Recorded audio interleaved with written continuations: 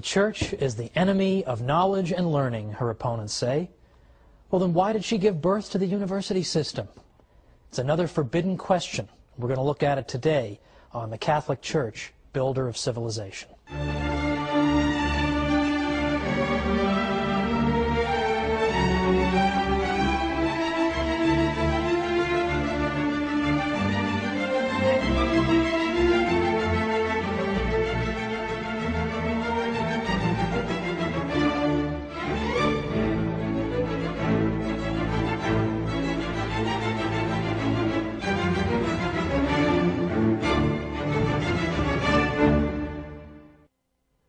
Welcome to the Catholic Church, Builder of Civilization. I'm Thomas Woods. This week we're going to be talking about the development of the university system and the spread of learning throughout Western Europe, which are developments that are typically thought to have taken place rather in spite of the Catholic Church instead of because of it. But as usual, we're here to overturn the conventional wisdom. Now, for a long time, it was said that a dark age descended upon Europe with the rise of the Catholic Church to prominence following the decline of the Roman Empire. That for 1,000 years there was nothing but backwardness and darkness in the West. We've perhaps all heard this. But today, more and more we see historians are scaling back the time period that they would designate as dark. No one in his right mind refers to the 1,000 years from the late 400s to the 1400s as dark. Only a lunatic would call, for example, the 13th century dark.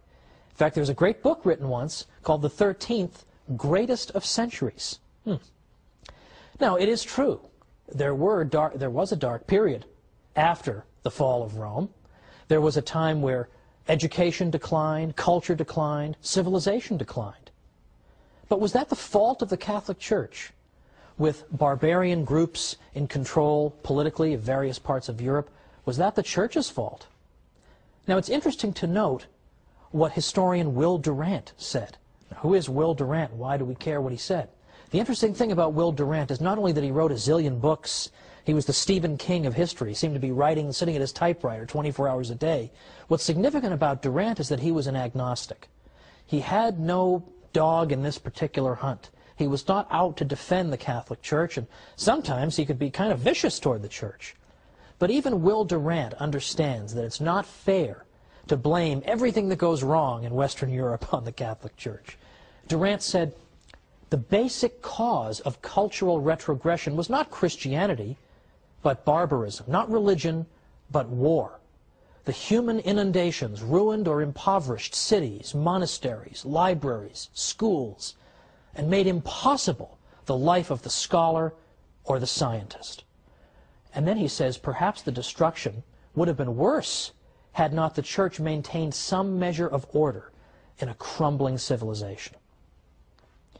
Well, even in the midst of the crumbling, the Church did everything she could. And on another episode, we will look at the role of the monks. The monks did so many things, we should have 100 episodes on them. We'll have one. But that's for another time.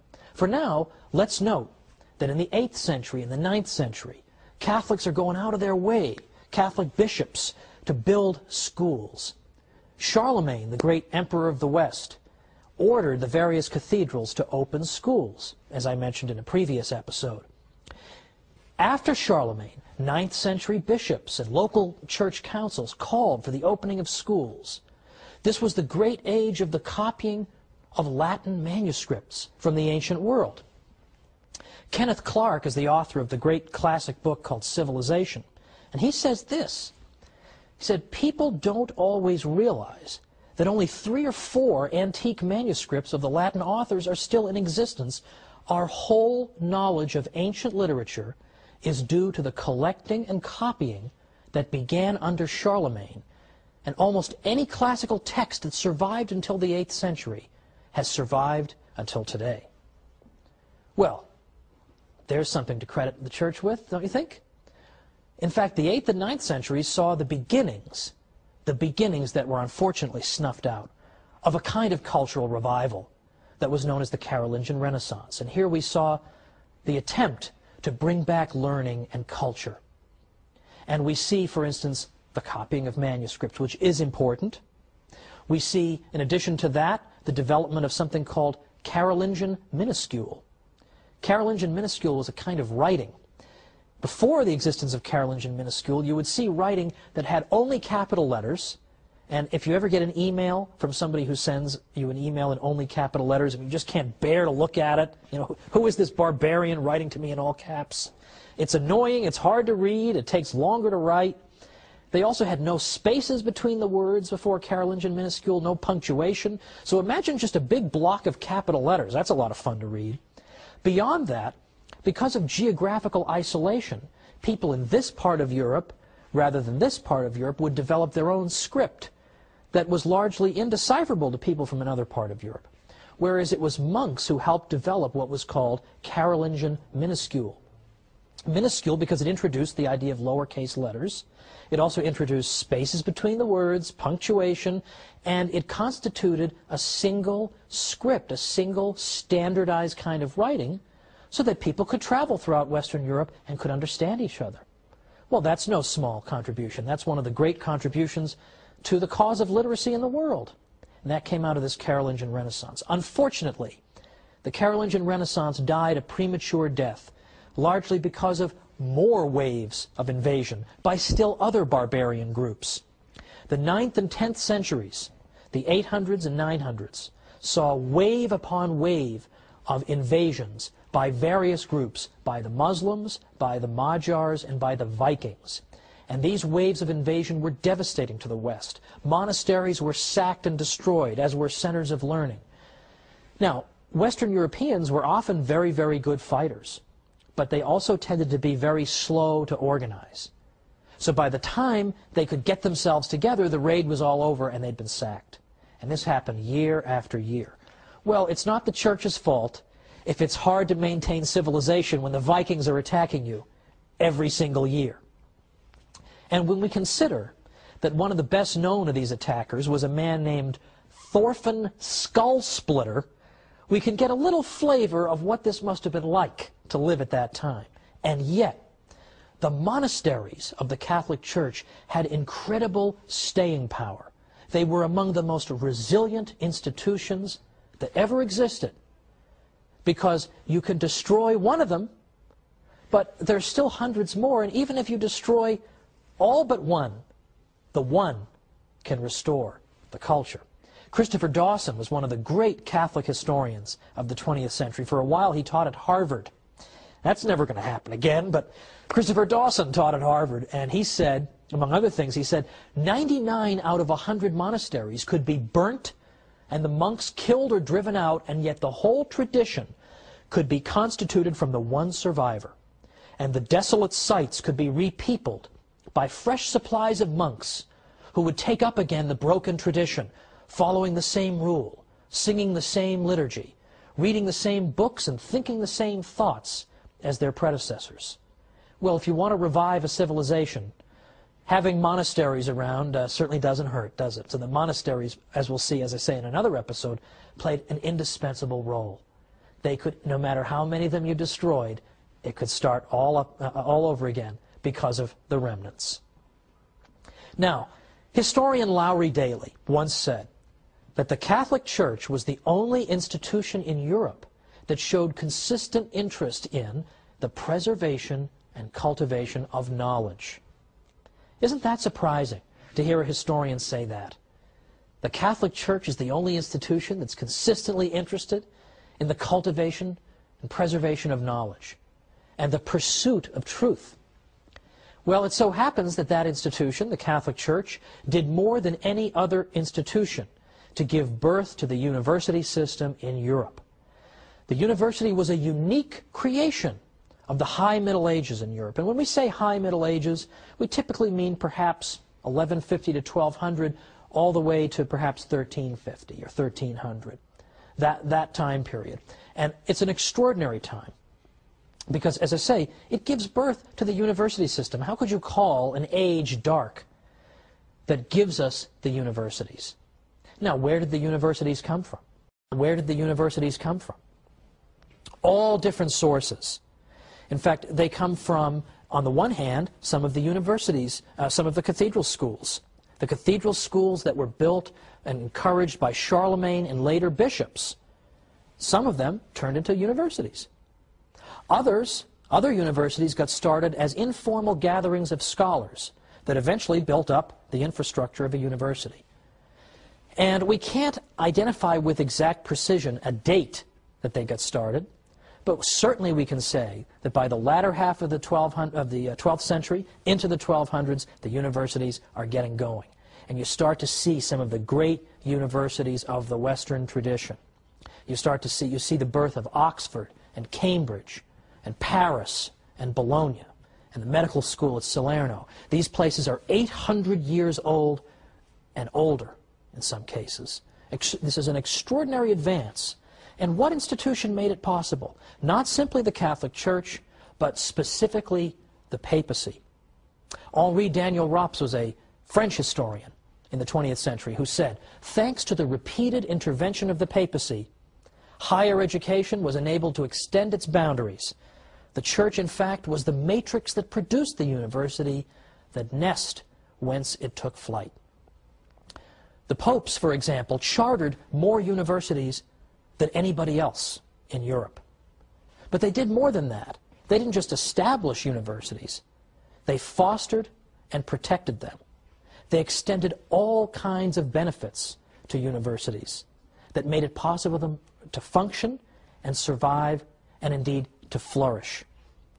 Sometimes, I'll just say this before we go to our break, we who live in a university town, I live in a university town, I'm not going to tell you, I don't want to hurt any feelings, but we sometimes love the money the students bring to the town, but we can't stand the students because they're so rowdy and noisy. That happened in the Middle Ages too, and the popes protected the students from sometimes the abuse of the townsmen. Let's see how he did it after we come back with the Church, builder of civilization.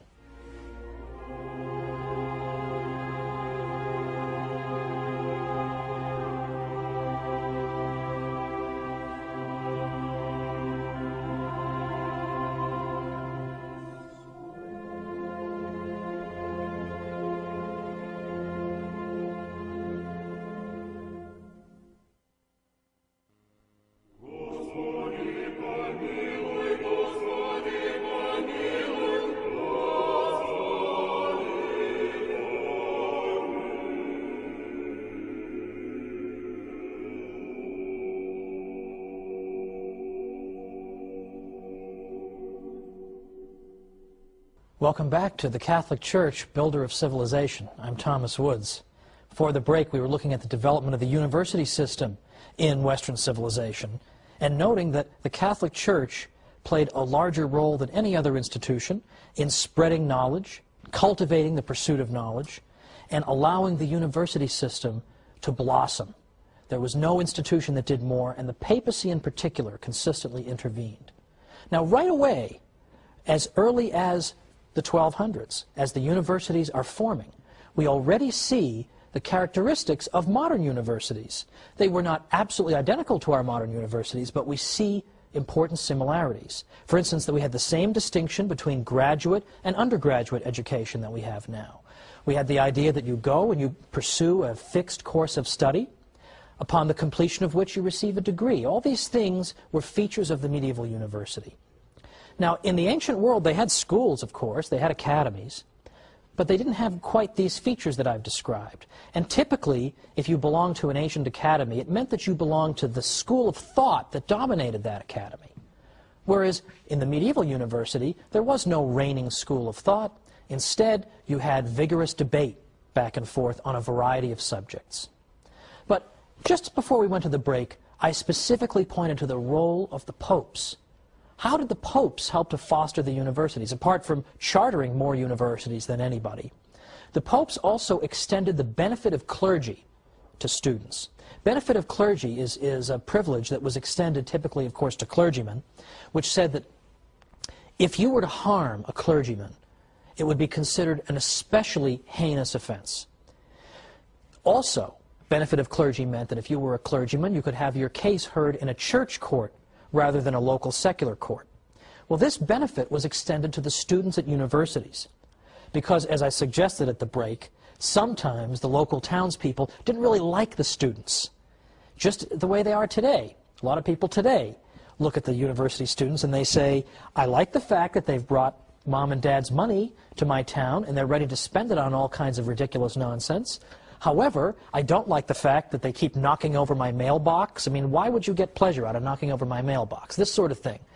People love the money and they hate the students. That's exactly how they felt in the Middle Ages. So sometimes the students would find themselves being hauled into some local court on trumped-up charges and just being harassed in general. The Pope prevented that from happening and allowed the life of the university to flourish by extending benefit of clergy to the students. Any time there was any need to intervene in the university system, if there was some kind of problem, people knew you appeal to the Pope and he will resolve it. In fact, on numerous occasions, the Pope had to intervene to ensure that the professors' salaries were being paid. Now think of how pro-Catholic European universities would be today if Pope Benedict could do that, if he could intervene and get them a raise or something. Well, anyway, those days are gone. However, it is important to recognize that among the universities that were chartered by the Pope, there was something called, in Latin, and I'm using the church pronunciation, ius ubique docendi, which literally means the right of teaching everywhere. What that means is that if you got a degree at a university that the Pope had founded, had given its charter to, that you had the right, automatically, no questions asked, to go to any university in Western Europe and begin teaching. No questions asked. So that begins to foster the idea of an international scholarly community, because somebody coming from this university can just go and teach over at this one. And we begin to get fruitful intellectual exchange. Now, some people, I'm sure, have a sort of caricatured view of what intellectual life must have been like in a medieval university because, for instance, it's sometimes said that, oh, of course we had universities, but the professors had to toe the line, right? They had to say whatever the bishop wanted them to say, or the Pope, or they were always hemmed in and they couldn't just say what they wanted to say. That is so false that it would take forever to refute it. To the contrary, as any impartial historian of the universities will tell you, to the contrary, the intellectual life of these universities was very vigorous and robust. There was hardly any question that was not rigorously debated at the medieval university. Now, it's true, there were broad theological limits within which this debate took place, but within those limits, it was open season for various questions being debated. I mean, arguably, there was more rigorous debate in medieval universities than there are when we see in universities today. I mean, in universities today, we all know you have to walk on eggshells, you're not allowed to say certain things, or you're not allowed to defend certain types of people or defend the Catholic Church. We all know that. You didn't have that in the medieval university. You had rigorous, vigorous debate going on back and forth. In fact, what you would see in the afternoons after the professors would give their morning lectures was that a professor would get up before the entire assembled university community and he would do something called determine a question. That is to say, some controversial question would be debated by skilled debaters on both sides of that matter. And they would both make the strongest cases they could for their own positions. And then it would be up to the professor to step forward and synthesize everything that had just been heard and put it all together and resolve it, come to a solution on the basis of this rigorous debate. That was called determining a question, and that took place in the afternoons. Now, I would like to see a modern university try something like that, but you won't see it because the professors are all tenured and they want to just sit in their offices and type entries on their blogs, so they're not going to want to do that. But that was what the university system was like, and if you wanted to get a degree in a medieval university, you had to do that too. You as a student had to stand up there in front of the whole university community and determine a question. That's hard. That's difficult. Now consider also that we can see the debating nature of our Western civilization. We can see it evident in the writings of this time, the writings of the early centuries of the university. Take, for example, the great St. Thomas Aquinas, who is admired by all civilized people everywhere, in effect. Who is admired by all civilized people everywhere, in effect. Look at St. Thomas. Look at the way he debated with people. First of all, if you look at his Summa Theologiae, or Summa Theologica, you see that it's arranged according to questions and answers. Thousands of questions he raises. Incidentally, I used to put on my quizzes, yes, I'm admitting on camera that I gave multiple choice quizzes at the college level. I did that just to make sure they read their books, which they didn't, but I gave them the quizzes all the same. And one of the wrong answers I gave was, the church told people not to ask questions. Now, if you were even slightly listening to anything I was saying, there's no way you'd circle that answer. You wouldn't believe how many of them would circle it. I could have spent the whole semester standing up there saying the church fostered a culture in which questions were routinely asked. Wouldn't have made any difference. They've already been told the church hates knowledge. And so they all circled the wrong answer. Well, in any event, St. Thomas Aquinas asked question after question after question. And if you notice the style of his writing, you notice the organization of it, he and other scholastics debated things in this way. They would take some question, and then they would consider all the possible objections to their own position and list them out. And then they would explain their own position. And then they'd go back and they'd answer the objections. And he did this for question after question after question. It's an extraordinary achievement. It's fascinating reading. And what's great about it is that St. Thomas was generous toward his opponents. St. Thomas wouldn't just make up some ridiculous argument, attribute it to his opponents, and then say, aha, I triumphantly answer this person. No, he would present his opponent's arguments as persuasively as he could. At least try to make it a little interesting, right? He would portray it as accurately as possible and as persuasively as possible. In fact, in some cases, St. Thomas would even think up arguments that his own opponents hadn't even thought of. And he would say, well, wait a minute, you guys also have this argument and this one. I'll give you those, and then he'd answer those. I mean, that is an honest debater. That's what Western intellectual life was like, and you see it in St. Thomas. It's organized in effect, the format of a debate, an ongoing debate with antagonists. That is an extraordinary achievement. That is what our Western civilization is about. It's not just uniformity, it's debate and discussion. Now, one of the great historians of science in our day is a man named Edward Grant. And he looked back at these medieval universities not long ago, and he found something very, very important there. And he said this, he said, what made it possible for Western civilization to develop science and the social sciences in a way that no other civilization had ever done before? The answer, I am convinced, lies in a pervasive and deep-seated spirit of inquiry that was a natural consequence of the emphasis on reason that began in the Middle Ages. With the exception of revealed truths, reason was enthroned in medieval universities as the ultimate arbiter for most intellectual arguments and controversies. It was quite natural for scholars immersed in a university environment to employ reason, to probe into subject areas that had not been explored before, as well as to discuss possibilities that had not previously been seriously entertained. And Professor Grant went on to say that the commitment to reason and rational discussion that we see in the Middle Ages and that we see in our modern world, this is one of the great gifts of the Latin Middle Ages to our world. But nobody knows about it. And he said it must, unfortunately, remain one of the best-kept secrets of the past hundreds of years. Isn't that astonishing? We shouldn't keep it a secret, however. We should go around telling people about this, because it's an extraordinary aspect of our civilization. Let's just end with St. Anselm, for example, is another example of what I'm talking about. St. Anselm, although he lived just before the universities were getting started, but he had the same spirit of rational inquiry. St. Anselm, for instance, had a book in Latin, Cur Deus Homo, which has been usually rendered in English as Why the God-Man, or Why Did God Become Man? Because St. Anselm used purely rational argument to try to consider, why did God do the extraordinary? Why did he become man and dwell among us?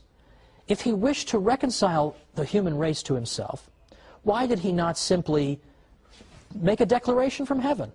Why did he become man? And St. Anselm explained this by using his own reason, thinking about it. But what St. Anselm is known for the most, perhaps, among philosophers, is that he asked another rational question: does God exist? And he began to use reason to try to uncover the answer to that question. Does God exist? St. Thomas picked up this question, of course, and he had 5 ways that he used to demonstrate that God existed. And this is where we're going to pick up next time, because this intellectual tradition of debate and discussion and reason turns itself on the faith itself and asks questions like, does God exist? And if so, can we demonstrate it? And I'm going to suggest that they did it. How did they do it? We'll see next time on the Catholic Church, Builder of Civilization. See you then.